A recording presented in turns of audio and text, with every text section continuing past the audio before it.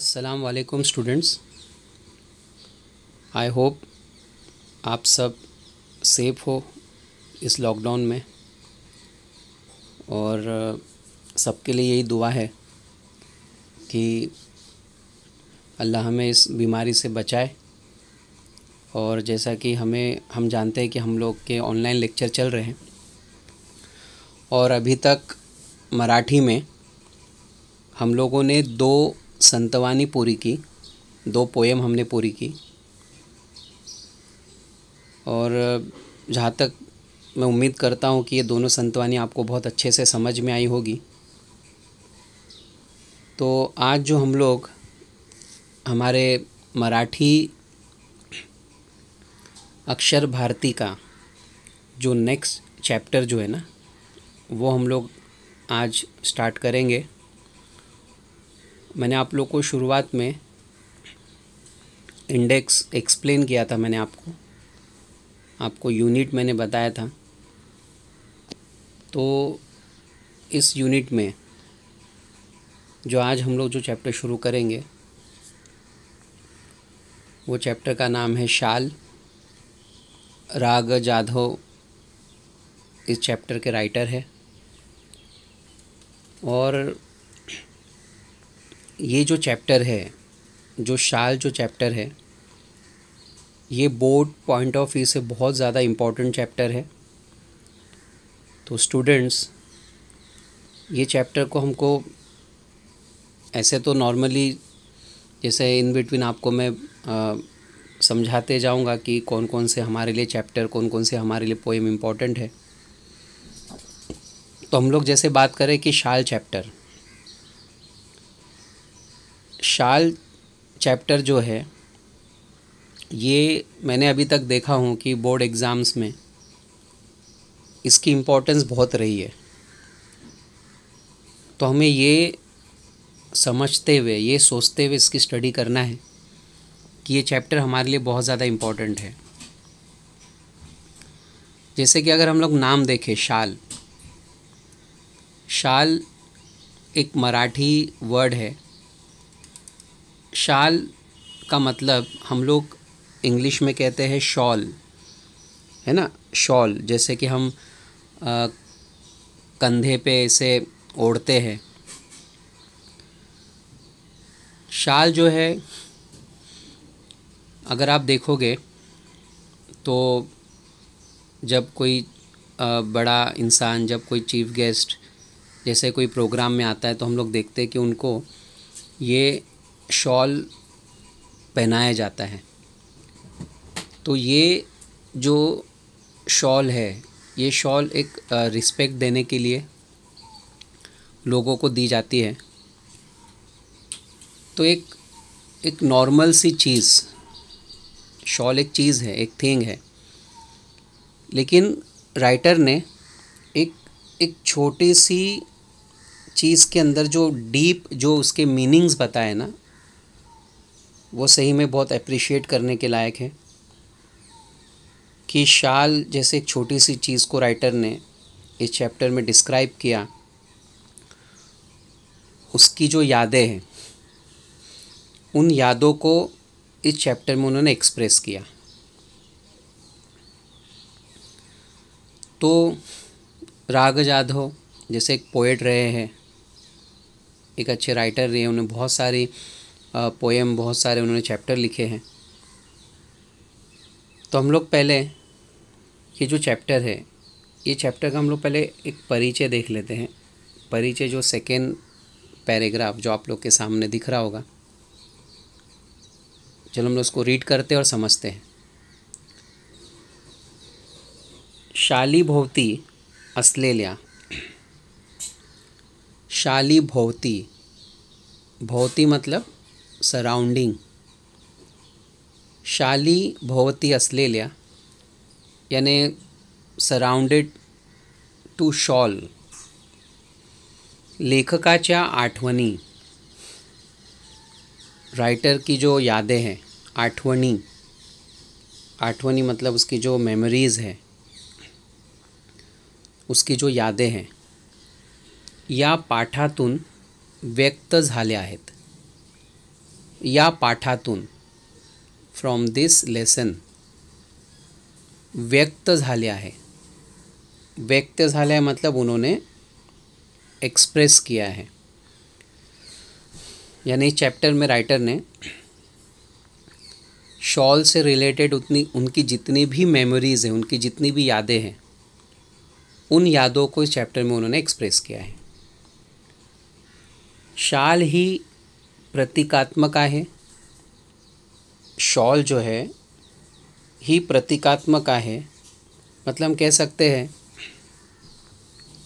Shawl जो है एक एक एक रिफ्लेक्शन है, मतलब एक राइटर के लिए एक बेस्ट एग्जाम्पल बना. शालीमुळे येणारा शालीनतेचा संदर्भ, शालीमुळे येणारा शालीनतेचा संदर्भ, शालीनता को सिंगल इन्वर्टेड कॉमा में लिखा हुआ है. शालीनता, शालीनता का मतलब होता है, जैसे हम कहते हैं ना कि इंसान, हाँ मनुष्य खूब शालीन है, मतलब ये जो इंसान है ये बहुत ही पोलाइट है, इसका जो नेचर है वो बहुत पोलाइटफुल है. तो यहाँ पे राइटर क्या बता रहा है कि शालीमुळे शालीनतेचा संदर्भ, इसकी जो मीनिंग है, इसका जो एक्सप्लेनेशन है, अंतर्मुख करना है. मतलब ये हमें एकदम हैरान कर देगा कि अभी हम कहते हैं ना कि जैसा कि शॉल, मैंने आपको शुरुआत में बताया कि शॉल एक छोटी सी चीज़ को लेकर राइटर ने उसको बहुत अच्छे से डिस्क्राइब किया.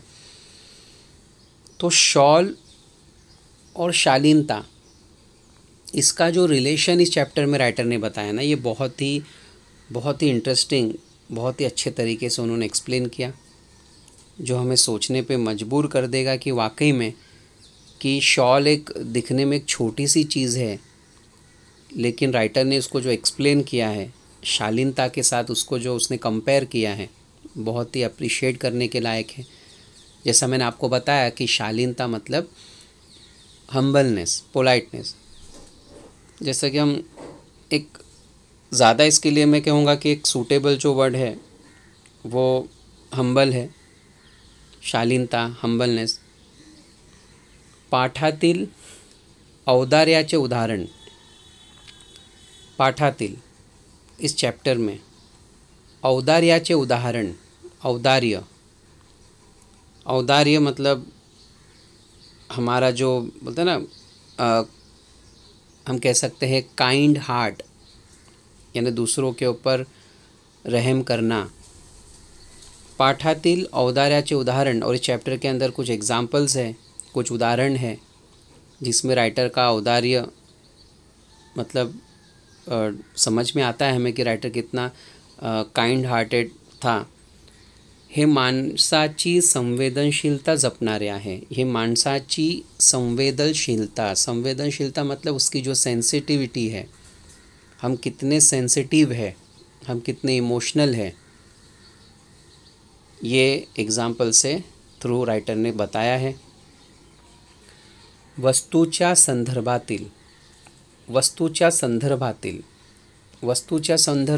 वस्तू मतलब थिंग, संदर्भ यानी उसके बारे में. आठवणीचे मोल महत्त्वाचे असते, और कुछ आठवणी मतलब उसकी जो यादें होती है, उसकी जो वैल्यूज़ होती है, मोल मतलब वैल्यू, महत्त्वाचे असते, महत्त्वाचे मतलब मोस्ट इम्पॉर्टेंट. यानी हमारे पास कुछ चीज़ें होती है और उन चीज़ों से रिलेटेड जो यादें होती हैं ना, वो हमारे लिए बहुत प्रेशियस होती है, बहुत इम्पॉर्टेंट होती है. जैसे हमारे पास कुछ पुरानी चीज़ें रखी है, और जब भी हम उन चीज़ों को देखते हैं ना, तो हम अपने पास्ट में चले आते हैं, क्योंकि उससे बहुत सारी यादें जुड़ी रहती है. ठीक है, तो ऐसे ही राइटर की जो यादें वो शॉल से जुड़ी हुई है. कोणत्याही निर्जीव वस्तूशी,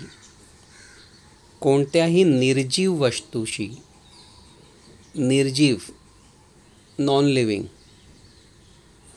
वस्तूशी, वस्तू मतलब थिंग, निगडीत असलेले रिलेटेड संदर्भ मानवी भावना तरल ठेवतात. और कोई भी नॉन लिविंग थिंग से हमारे जो इमोशन जुड़े होते हैं ना, वो हमारे मानवीय भावना तरल ठोना मतलब हमारे इमोशंस को हमेशा वो ज़िंदा रखते हैं।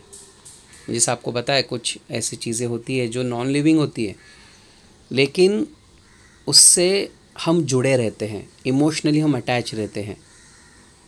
वस्तूशी निगडित कोणतीही आठवण असो, और इन चीज़ों से कोई भी हमारी जो मेमोरीज़ है अथवा प्रसंग या कोई भी इंसिडेंट, प्रसंग मीन्स इंसिडेंट, आठवण मतलब मेमोरी और प्रसंग मतलब इंसिडेंट, त्याचे मानवी संदर्भ मानवी मीन्स ह्युमन, त्याचे मानवी संदर्भच सर्वार्थाने महत्त्वाचे असते। और जो मानवी मतलब ह्यूमन, संदर्भ सर्वार्थाने महत्त्वाचे असते, और उससे जुड़ी हुई जो चीज़ें होती है वो कम्प्लीटली जो होती ना वो बहुत ही प्रेशियस होती है। उसके जो मीनिंग्स होते हैं वो बहुत प्रेशियस होते हैं। तो परिचय में हमने क्या देखा कि परिचय में राइटर ने समझाया है कि शॉल से रिलेटेड राइटर की बहुत सारी मेमोरीज़ को इस चैप्टर में उसने एक्सप्रेस किया है। उसने बताया कि शॉल कितनी इम्पॉर्टेंट थी उसकी ज़िंदगी में, और सबसे इम्पॉर्टेंट चीज़ उसने शॉल को जो हम्बलनेस के साथ कंपेयर किया है, वो कंपैरिजन बहुत ही अच्छा कंपैरिजन है कि हम्बलनेस और शाल दोनों का क्या रिलेशन है, वो चैप्टर में उसने समझाया। और उसने एक चीज़ बताया कि कोई भी नॉन लिविंग थिंग क्यों ना हो, लेकिन कभी कभी वो हमारे लिए बहुत ज़्यादा मैटर करती है, क्योंकि हम उन चीज़ों के साथ इमोशनली अटैच रहते हैं। चलिए अब हम लोग लेसन स्टार्ट करते हैं। तो अगर आपके पास अगर टेक्स्ट बुक है, जैसे कि मैं आपको हमेशा बार बार कहता हूँ कि टेक्स्ट बुक होगी तो ज़्यादा आसान होगा समझने में, उसके मीनिंग्स लिखने में। नहीं है टेक्स्ट बुक, आप नोटबुक में मीनिंग्स लिखो, लेकिन कोशिश करो कि मीनिंग्स लिखने की, क्योंकि बहुत बहुत अच्छा रहेगा अगर आप मीनिंग्स लिखते हो तो।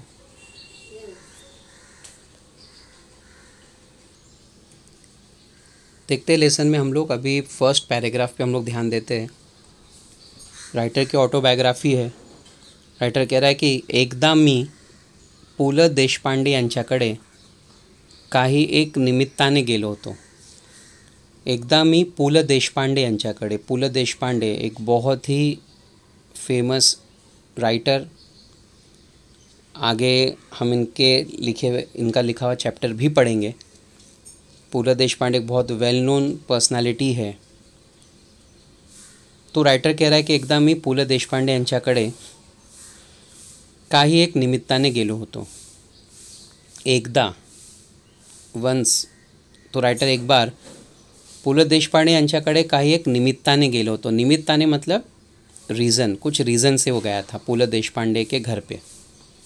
तो पु ल देशपांडे के बारे में जैसा बताया कि बहुत ही एक ग्रेट पर्सनालिटी, एक अच्छे फेमस राइटर। काम झाल्यावर मी निघण्याच्या बेतात होतो। काम झाल्यावर, after completing my work, writer कह रहा है कि मेरा काम जब ख़त्म हो गया, मैं निघण्याचे बेतात होतो। निघण्याचे बेतात, निघण्याचे बेतात मतलब जाण्याच्या तैयारीत असणे। जाण्याच्या तैयारीत असणे मतलब राइटर अब जाने ही वाला था, क्योंकि उसका काम हो गया था जिस काम से वो उनके घर आया था। तेवढ्यात सुनीताबाईंनी मला थांबवले व विचारले। तेवढ्यात, सडनली,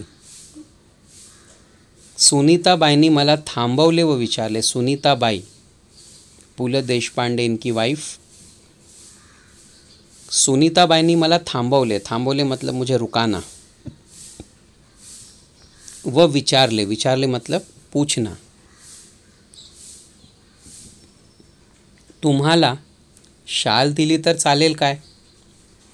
तो उन्होंने पूछा कि अगर मैं आपको एक शॉल दूँ तो आपको चलेगा? मी एका पायावर हो म्हटले। एका पायावर हो म्हटले, एका पायावर हो म्हणणे का मतलब होता है पूर्णपणे सहमति दर्शवणे। पूर्णपणे सहमति दर्शवणे मतलब कंप्लीटली अग्री करना। राइटर के लिए तो बहुत बड़ी बात थी, राइटर खुश हो गए थे क्योंकि उनको फूले देशपांडे और सुनीताबाई की तरफ से शॉल मिल रही थी। जैसा मैंने बताया कि शॉल मिलना एक बहुत ही बड़ी बात होती है। जैसा मैं बताया था शुरुआत में आपको कि किसी को रिस्पेक्ट देते हैं हम, किसी बड़े इंसान को तो हम शॉल उड़ाते हैं, तो एक बहुत बड़ी बात थी। पुलं व सुनीताबाई यांनी मला शाल द्यावी हा मोठा गौरव वाटला, हा मोठा गौरव वाटला। गौरव वाटणे, अभिमान वाटणे, टू फील प्राउड। राइटर कह रहा है कि मेरे लिए बहुत बड़ी बात थी कि इन दोनों ने मुझे शॉल, ये दो मुझे शॉल दे रहे हैं, क्योंकि इतनी ग्रेट पर्सनालिटीज़ और वो मुझे शॉल देना मतलब मेरे लिए बहुत गर्व की बात थी। ती शाल मी माझ्या खोलीतल्या सूटकेसमध्ये ठेवून दिली। अब राइटर ने क्या किया, उस शॉल को ले गए खोलीतल्या सूटकेसमध्ये। राइटर का बहुत एक छोटा सा कमरा था, उसमें उसकी छोटी सी एक सूटकेस थी, उस सूटकेस में उसने उसको रख दिया। वापरली मात्र कधीच नाही, वापरली मात्र कधीच नहीं, आई नेवर यूज़, मैंने उसका कभी भी इस्तेमाल नहीं किया।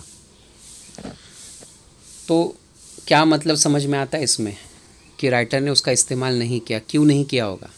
आप सोच सकते हो, आप समझ सकते हो। कुछ चीज़ें ऐसी होती ना कि जब हमको किसी से मिलती ना तो वो हमारे लिए बहुत ज़्यादा मैटर करती है, तो हम चाहते हैं कि हम उसको सिर्फ संभाल के रखें। तो राइटर को ऐसे कपल से वो शॉल मिली थी, वो बहुत उनके लिए प्राउड की बात थी, तो उन्होंने भी वही किया, उसे सूटकेस में संभाल के रख दिया, उसका यूज़ नहीं किया, क्योंकि वो बस उसको ज़िंदगी भर तक संभाल के रखने वाले थे, क्योंकि ऐसे इंसानों से वो उनको शॉल मिली थी, तो उनके लिए बहुत बड़ी बात थी वो। चलिए आगे बढ़ते हैं। पुढे वाईला विश्वकोशाचा अध्यक्ष म्हणून मी गेलो। पुढे बाद में, आगे चलकर।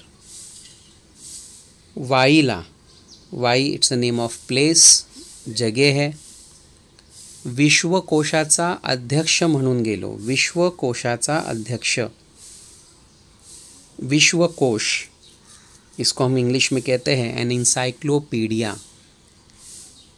इंसाइक्लोपीडिया जिसमें सारी इन्फॉर्मेशन होती है। लास्ट ईयर इसके ऊपर एक चैप्टर था, आपको याद होगा, विश्वकोश के ऊपर, कि विश्वकोश वगैरह को कैसे बनाया जाता है, कैसे इसको मेंटेन करते हैं, ये सब चीज़ें उसमें डिटेल में है। पुढे वाईला विश्वकोशाचा अध्यक्ष म्हणून मी गेलो। उस चैप्टर में बताया था कि जैसे विश्वकोश के अंदर कैसी इन्फॉर्मेशन हमें मराठी में मिलती है। ठीक है, देखते आगे हम लोग। पुढे वाईला विश्वकोशाचा अध्यक्ष म्हणून मी गेलो। अध्यक्ष, उन्हें अध्यक्ष बनाया गया और वो अध्यक्ष बनकर, विश्वकोश का अध्यक्ष बनकर वो वाई गए। तिथे नदी काठच्या, नदी काठ, नदी काठ दो वर्ड को कंबाइन करके बना हुआ है। नदी मतलब रिवर, काठ मतलब किनारा। तिथे नदी काठच्या प्राज्ञ पाठशालेच्या खोलीत, वहाँ पे नदी के किनारे स्कूल थी, उस स्कूल के रूम में मी राहत असे, मुझे रखा गया, मतलब रहने के लिए जगह दी गई। तो उन्हें वहाँ पर रहने के लिए जगह दी गई। खोलीच्या दक्षिणेकडील खिडक्या, उस रूम की दक्षिणेकडील, साउथ डायरेक्शन, दक्षिण मतलब साउथ डायरेक्शन, खोलीच्या दक्षिणेकडील खिड़कियाँ, खिड़कियाँ मतलब विंडोज़,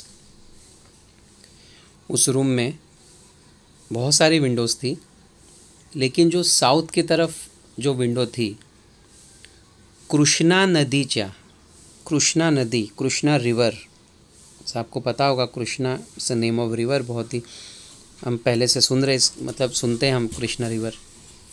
कृष्णा नदीच्या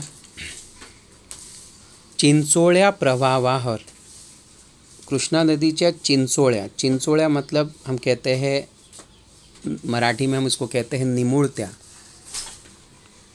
निमुळत्या मतलब होता है, जैसा हम लोग इसको इंग्लिश में कहते हैं नैरो, बहुत ही पतले, ऐसा कहते हैं हम।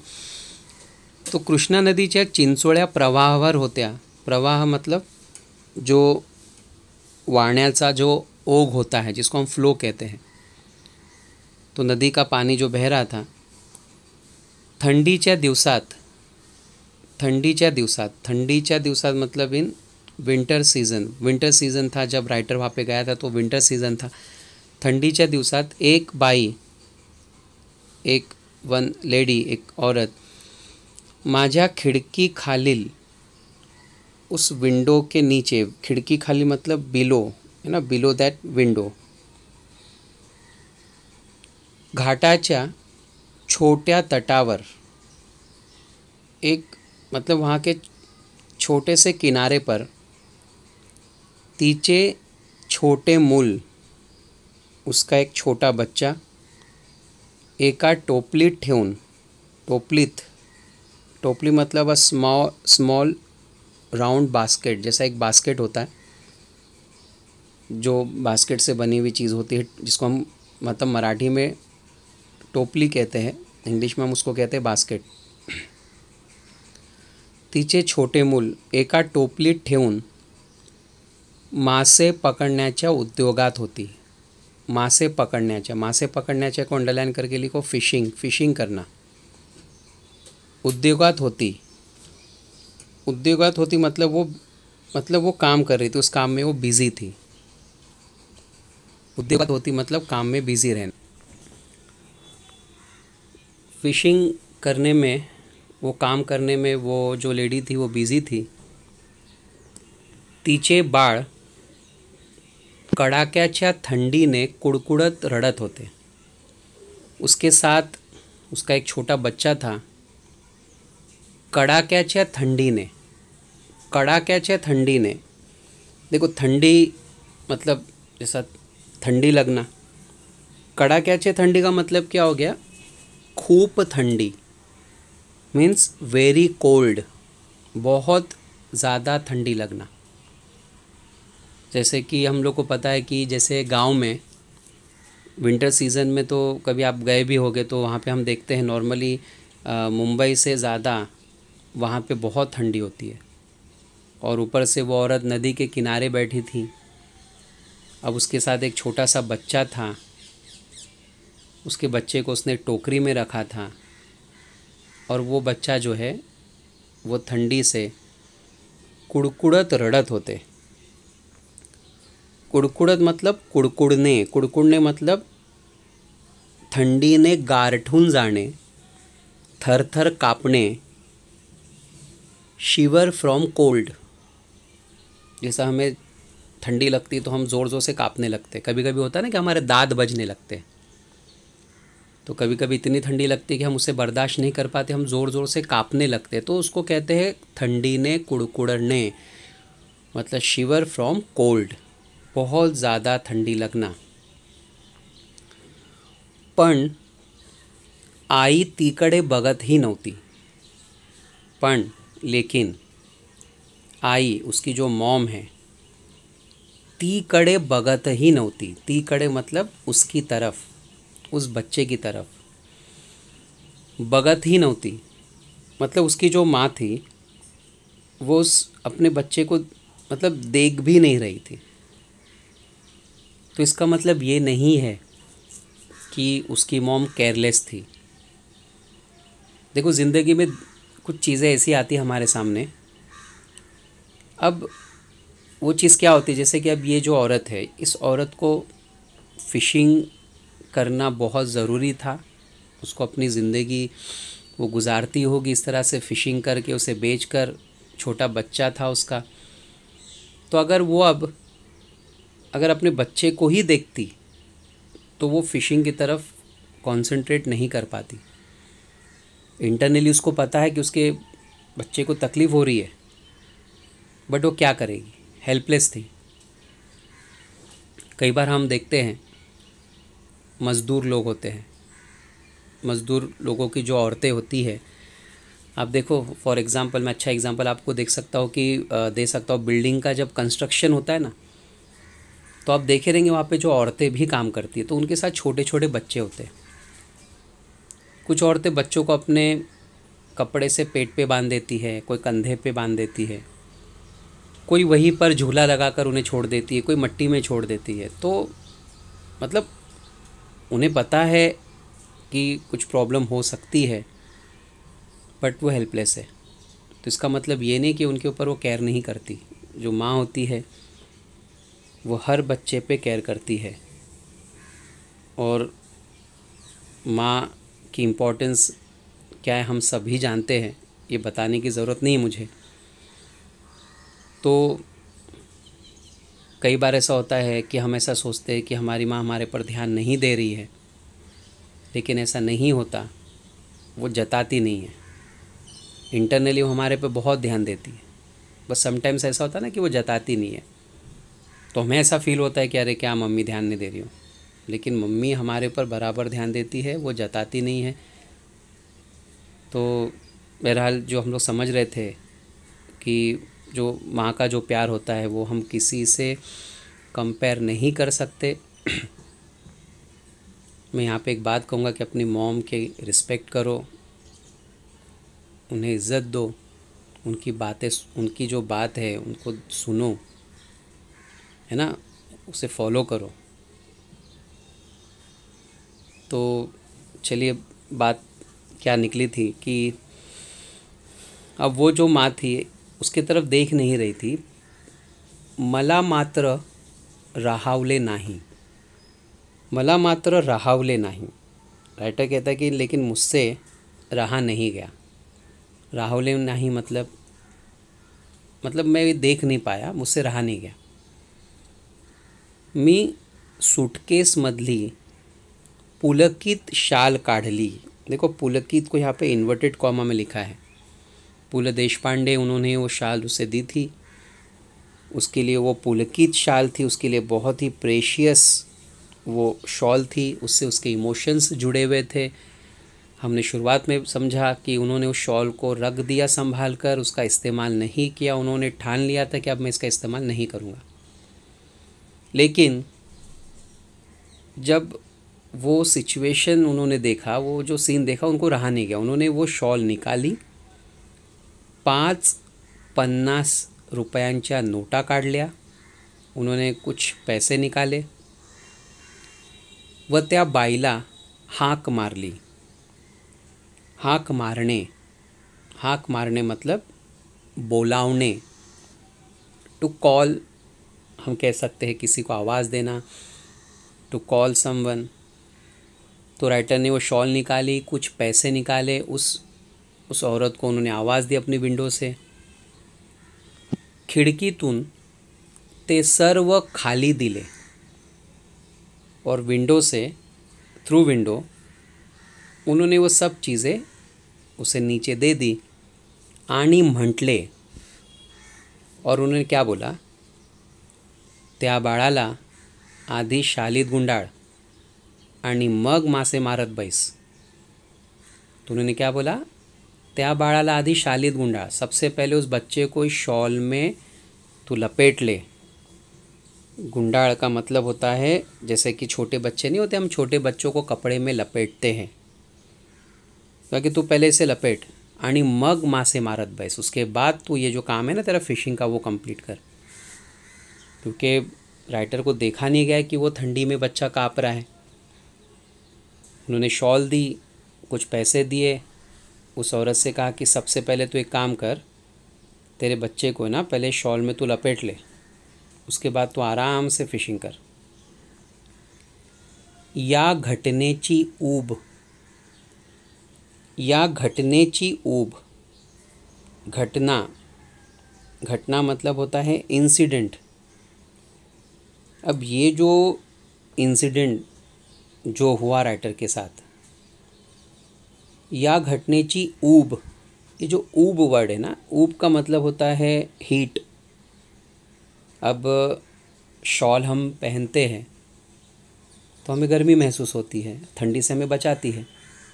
अब देखो उसने कैसे इसको कंपेयर किया है। या घटनेची ऊब पुलकित शालीच्या उभेपेक्षा अधिक होती। तो पुलकित शालीच्या उभेपेक्षा अधिक, उसे पता था कि शॉल का इस्तेमाल मैं करूँगा, जैसा उससे जो गर्मी मुझे मिलेगी, उससे जो मैं ठंडी से बचूंगा, तो उससे कई ज़्यादा वो कहता है, मतलब उसने ऐसे उसको कंपेयर किया है कि इससे हम ऐसा भी कह सकते हैं, इससे मिलने वाली जो इस इंसिडेंट्स के बाद जो उसको एक सेटिस्फैक्शन मिला, वो सेटिस्फैक्शन वो शॉल को रखने से उसको नहीं मिलता था। मतलब कहीं ना कहीं राइटर ने ऐसे बताया कि मतलब उसको एक अनएक्सप्लेन उसको हैप्पीनेस मिली। वो अगर देखो शॉल मिली थी एक ऐसे इंसान से, एक जिसके मतलब कोई कंपैरिजन ही नहीं है, अब ऐसे इंसान से वो शॉल का मिलना, देन उसके बाद में वो शॉल को उसने सोचा था कि मैं ज़िंदगी भर अपने पास संभाल के रखूँगा, लेकिन कुछ ऐसा उसके सामने इंसिडेंट हुआ कि उसको वो देना पड़ा। तो आप समझ सकते हो कि कुछ चीज़ें हमारे लिए ज़िंदगी में बहुत ज़्यादा मैटर करती है, भले वो लॉन लिविंग क्यों ना हो। अब जब हम उसे संभाल के रखते हैं, सोच के रखते कि नहीं इसका इस्तेमाल मैं कभी नहीं करूँगा, इसको ना कभी फेंकूँगा, लेकिन कभी कभी कुछ सिचुएशन हमारे सामने ऐसी आ जाती है कि हमें उसको देना चाहिए। फॉर एग्ज़ाम्पल समझिए, अगर हमारे पास हमारे बचपन का पुराना कोई कोई खिलौना रखा है, कोई टॉय रखा है, अब उसको हमने संभाल के रखा, हमारे इमोशंस उसके साथ जुड़े हुए हैं, लेकिन अगर समझो हम कोई ऐसे बच्चे को देख रहे हैं जो बहुत मतलब वो उसकी फैमिली कैपेबल नहीं है ऐसे टॉय को परचेज़ करने, तो क्यों ना हम उस टॉय को उस गरीब बच्चे को दे दें। फिर तुमको जो हैप्पीनेस मिलेगी ना, वो रखने से ज़्यादा मिलेगी। इससे हमें क्या समझ में आ रहा है मालूम है कि वी शुड, मतलब हमें जो है ना काइंड हार्टेड बनना पड़ेगा, मतलब हमें काइंडनेस दिखानी चाहिए। हम अगर कोई ऐसे लोगों को देख रहे हैं जिनको मदद की ज़रूरत है तो हम उनकी मदद करें। तो ऐसे गरीब बच्चों को हम अपने पास की रखी हुई चीज़ें दे सकते हैं, तो देखना इंशाल्लाह उससे जो खुशी मिलेगी ना आपको, उसको आप किसी से कंपेयर ही नहीं कर पाओगे। मैंने आपको शुरुआत में बताया था कि हर चैप्टर में हमें कुछ ना कुछ सीखने मिलता है। ये चैप्टर सिर्फ ऐसा नहीं होता है कि सिलेबस में दिया हुआ है, हमें इससे ये सीखने मिल रहा है ना, ये जो इंसिडेंट है, कि हमें अपने पास चीज़ों को रखने से अच्छा, अगर हमें लगे वो किसी के काम आ रही है तो हमें वो दे देनी चाहिए, फिर भले हमारे लिए कितनी भी प्रेशियस हो। फिर देखना आपको जो खुशी मिलेगी ना, वो खुशी को आप किसी से कंपेयर नहीं कर पाओगे। देखते आगे। कविवर्य नारायण सुर्वे, कविवर्य the greatest poet Narayan Surve, बहुत ही फेमस पर्सनालिटी। जिस तरह से पूले देशपांडे मशहूर है, उस तरह से नारायण सुर्वे भी मशहूर है। कविवर्य नारायण सुर्वे खूब सभा संमेलने गाजवत, सभा सम्मेलने, सभा सम्मेलन, अ मीटिंग, कॉन्फ्रेंस, मीटिंग लेना, कॉन्फ्रेंस लेना, है ना, लोगों को मतलब बुलाना, ताकि वो मीटिंग्स ले सकते. तो कविवर्य नारायण सुर्वे खूप संवाद संमेलन गाजवत. वो बहुत मीटिंग कॉन्फरन्स लेते थे. पुढे ते साहित्य संमेलनाचे अध्यक्षही झाले. बाद में वो साहित्य संमेलन, साहित्यिकांचा मेळावा, अ लिटरेसी कॉन्फ्रेंस, उसके वो हेड बने. उस साहित्य सम्मेलन के वो हेड बने. परिणामता अब इसका रिज़ल्ट ये हुआ कि त्यांच्या कार्यक्रमांना, उनके जो प्रोग्राम्स होते थे, अहोरात्र भरतीच असे. अहोरात्र भरती असणे. अहोरात्र भरती असणे मतलब रात्रंदिवस गर्दी असणे. अब ऑलरेडी वो सब वहाँ सम्मेलन तो लेते ही थे, अब वो हेड बने. उसके बाद में उनके और प्रोग्राम में रात्रंदिवस गर्दी, लोग बहुत सारे आते थे. प्रत्येक कार्यक्रमात, हर प्रोग्राम में सन्मानाची शाल व श्रीफळ त्यांना मिळत राही. अब जब भी वो किसी प्रोग्राम के लिए कहीं पर भी जाते थे ना, तो उनको सन्मानाची शाल, जैसा मैंने आपको बताया कि रिस्पेक्ट में शॉल उड़ाई जाती है, सम्मान, रिस्पेक्ट, व श्रीफळ त्यांना मिले. श्रीफळ मतलब कोकोनट, ऐसा एक नारियल देते हैं और शॉल देते हैं. एक रिस्पेक्ट है. बहुत बड़ी बात है ये. सुनने के लिए बहुत छोटी लगती है. कोई अगर हमें रिस्पेक्ट में शॉल और नारियल देगा तो हमें वो अच्छा नहीं लगे, हम बोले अरे क्या मिल गया ये, कोई गिफ्ट मिलना चाहिए था. लेकिन इसकी वैल्यू जो है ना वो बहुत ज़्यादा है. एक बहुत बड़ी रिस्पेक्ट है ये. एकदा ते म्हणाले, और एक बार उन्होंने राइटर से कहा, या शाली घेऊन घेऊन मी आता शालीन बनू लागलो आहे. वो कहने लगे ये शॉल ले लेकर मैं आता शालीन बनून लागलो है, मैं अब बहुत ज़्यादा हम्बल पर्सन बन रहा हूँ. देखो कैसे उन्होंने समझाया चीज़ को. या शाली घेऊन घेऊन मतलब मुझे जितनी बार शॉल मिलती जा रही है, मैं आता शालीन बनू लागलो है, मैं बहुत ज़्यादा शालीन, नम्र, बहुत जेंटल, बहुत हम्बल पर्सन बन रहा हूँ. ऐसी उनकी ये सोच थी नारायण सुर्वे की. त्यांच्या बोलण्यातील उपरोधिक खोच, त्यांच्या बोलण्यातील उपरोधिक खोच. उपरोधिक खोच मतलब क्या होता है, जैसा मराठी में हम कहते हैं टोमणा मारणे, मनाला लागेल असं बोलणे. इसको हम इंग्लिश में कह सकते हैं सार्केटिस्ट, मतलब सार्कास्टिक का मतलब या आयरनिकल, जिससे क्या होता है कि कभी कभी कोई इंसान है ना टॉन्ट करके बोलता है ना, और वो हमारे मतलब बोलते हैं ना मन दिल पे हमारे बात लगती है. त्यांच्या बोलण्यातील उपरोधी खोच माझ्याच नव्हे तर कोणाच्याही सहजपणे लक्षात येणारी नव्हती. राइटर कहता है कि मैं ही नहीं, किसी को भी समझ में नहीं आएगी. देखो उन्होंने बहुत बड़ी बात बोली है लाइन में, बहुत बड़ी बात है ये. शाली घेऊन घेऊन मैं आता शालीन बनू लागलो है. क्या होता है ना, जब इंसान को बहुत बहुत ज़्यादा रिस्पेक्ट मिलने लगती है ना, तो वो हवा में उड़ने लगता है. कई बार हम ऐसे लोग देखते हैं कि जब वो बहुत फेमस बनते हैं ना, तो फिर वो चेंज हो जाते हैं. डाउन टू अर्थ बने रहना बहुत बड़ी बात है. एक्चुअली वो ये बोलना चाहते थे कि ये रिस्पेक्ट ले लेकर इंसान को मतलब पोलाइटनेस, उसकी हम्बलनेस हमेशा मेंटेन रखनी चाहिए. ये नहीं कि आपको स्टेज पे बार बार बुलाया जा रहा है, आपको रिस्पेक्ट दी जा रही है, तो अपने आप वो अंदर है ना, बोलते हैं घमंड आ जाता है. तो इंसान को कभी घमंड नहीं आना चाहिए. तो उन्होंने एक टॉन्ट दिया. उनको एक्चुअली सबको ये बताना था कि इंसान को अपनी जो हम्बलनेस को कभी छोड़नी नहीं चाहिए. ठीक है. तो राइटर कह रहा है कि हमारे तो किसी के समझ में बात नहीं आई. शाल व शालीनता यांचा संदर्भ काय, संबंध काय, शाल व शालीनता यांचा संबंध काय. तो शॉल और शालीनता क्या रिलेशन है दोनों का. शॉल मतलब शॉल, शालीनता मतलब जेंटल, जो हम्बलनेस होती है, तो इनका क्या रिलेशन है?